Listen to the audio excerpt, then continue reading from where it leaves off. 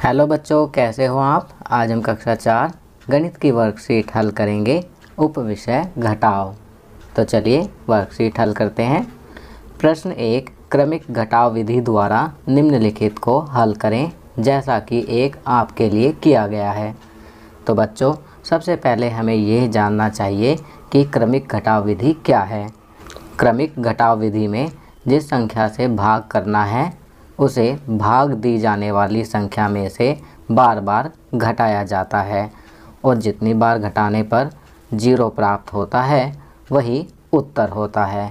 अब यहाँ पर देखते हैं, पहला उदाहरण के लिए किया गया है। 8 को 2 से भाग दिया जाना है, तो 8 में से 2 को बार बार घटाएंगे जब तक 0 प्राप्त ना हो जाए।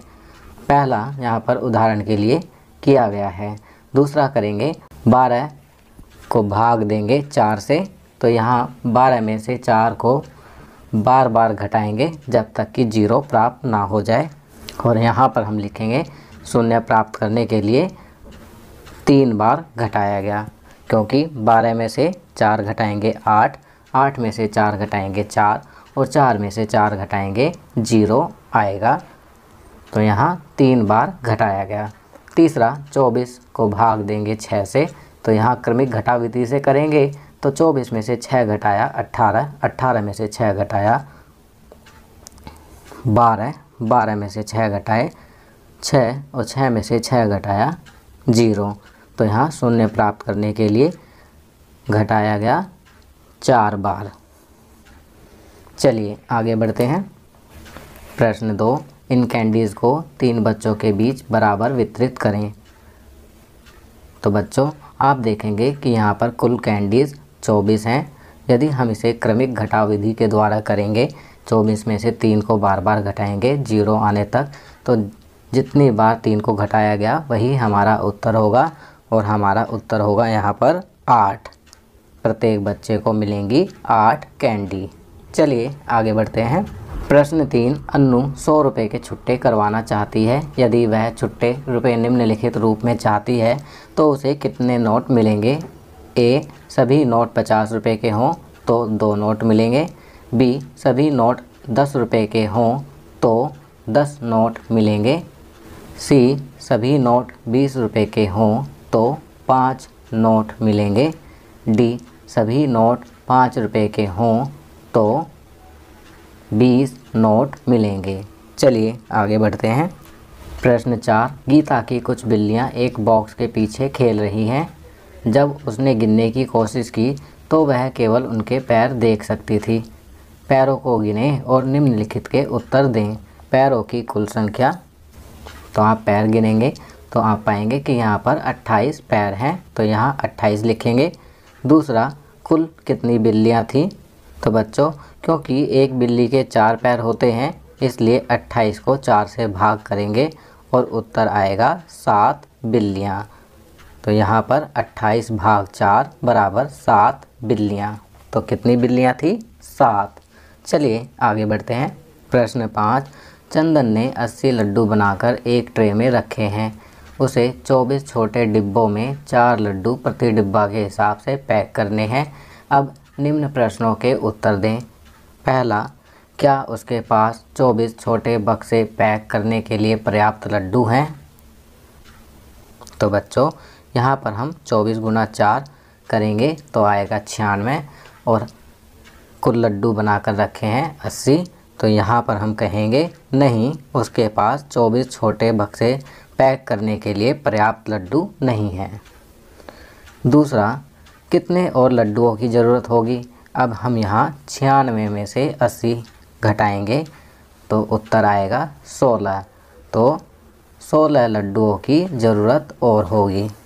चलिए अगला प्रश्न करते हैं।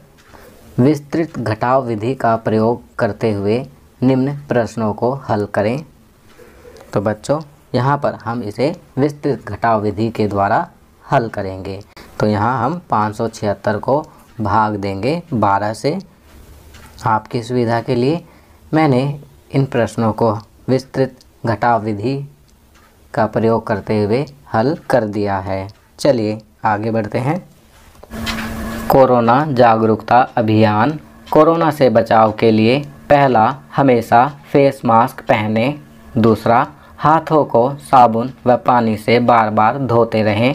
तीसरा, भीड़ भाड़ वाली जगहों से बचें व सामाजिक दूरी बनाए रखें। चलिए आगे बढ़ते हैं।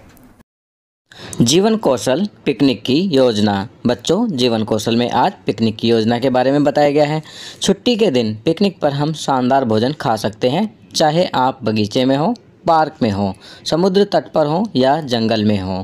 स्वादिष्ट भोजन और मनोरंजन गतिविधियों के साथ आप आसानी से एक शानदार पिकनिक की योजना बना सकते हैं। आप अपने 4 अन्य दोस्तों के साथ पिकनिक की योजना बना रहे हैं।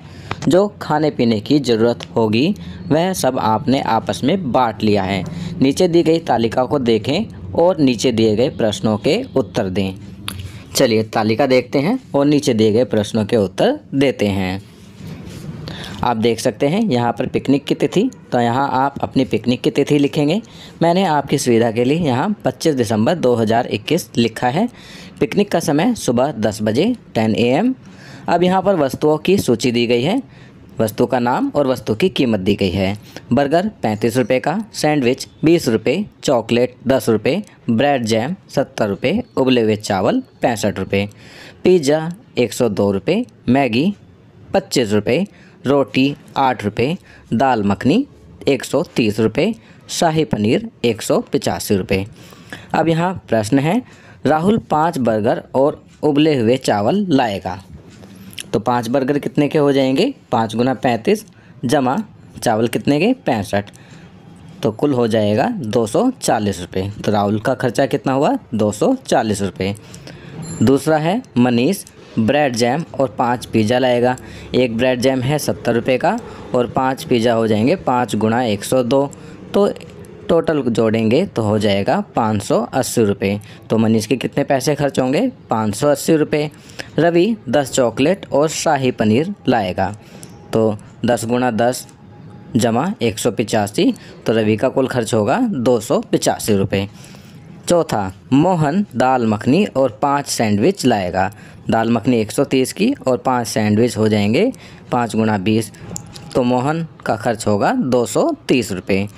आप मैगी और 15 रोटी लाएंगे। तो मैगी कितने की है? 25 रुपये की और 15 रोटी हो जाएगी 8 रुपये के हिसाब से 120 की। तो कुल जोड़ हो जाएगा 145 रुपये, अर्थात आपके 145 रुपये खर्च होंगे। चलिए अब नीचे कुछ प्रश्न दिए गए हैं, इन प्रश्नों के उत्तर देते हैं। पहला प्रश्न, पिकनिक की कुल लागत कितनी है? तो यहाँ पिकनिक की लागत निकालने के लिए आप इन सब के जितने पैसे खर्च हुए हैं उसे यहाँ जोड़ेंगे। जैसे राहुल के 240, मनीष के 580 रुपये, रवि के 285 रुपये, मोहन के 230 रुपये और आपके 145 रुपये।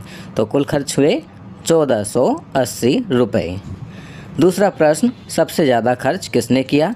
तो यहाँ ऊपर देखकर आप पता लगा सकेंगे कि सबसे ज़्यादा खर्च किया मनीष ने। तो यहाँ लिखेंगे सबसे ज़्यादा खर्च मनीष ने किया।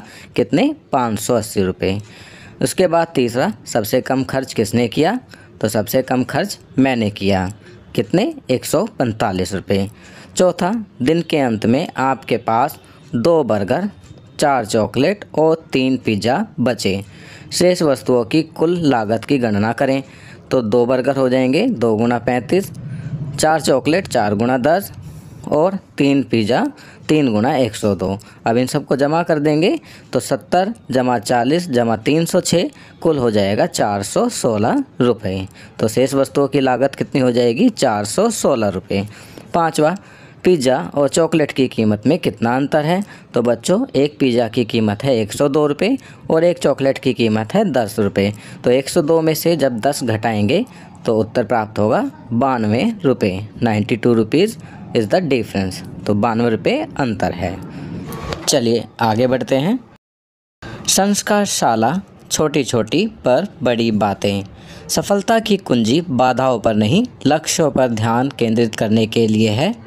तो बच्चों, यहाँ कहा गया है कि सफलता की कुंजी बाधाओं पर नहीं बल्कि लक्ष्यों पर ध्यान केंद्रित करने के लिए है। आपको बाधाएं कितनी भी हों उन पर ध्यान नहीं देना है, आपको अपने लक्ष्य पर ध्यान केंद्रित रखना है। खाना पीना अपने परिवार के साथ अंकुरित सलाद खाएं। गतिविधि, अपनी माँ के लिए एक अंकुरित सैंडविच बनाएं। खेल, आँख मिचौली। चलिए आगे बढ़ते हैं। दैनिक दिनचर्या। निम्नलिखित आदतों को अपनी दिनचर्या में शामिल करें। अपने माता पिता का अभिवादन करके अपने दिन की शुरुआत करें। अपने दांतों को दिन में 2 बार ब्रश करें। प्रतिदिन स्नान करें। खूब पानी पिएं और संतुलित आहार लें। अपने चेहरे को छूने से बचें और अपने हाथों को बार बार धोएं। अपना गृह कार्य समय पर पूरा करें। तो बच्चों, यहाँ पर कुछ अच्छी आदतें बताई गई हैं जिन्हें आपको अपनी दैनिक दिनचर्या में अवश्य शामिल करना चाहिए। तो बच्चों, ये वर्कशीट यहाँ कंप्लीट होती है। अगर ये वीडियो आपको अच्छी लगी तो इसे लाइक एंड शेयर ज़रूर करें।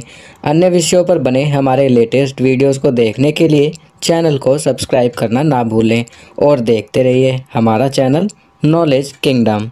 Thank you.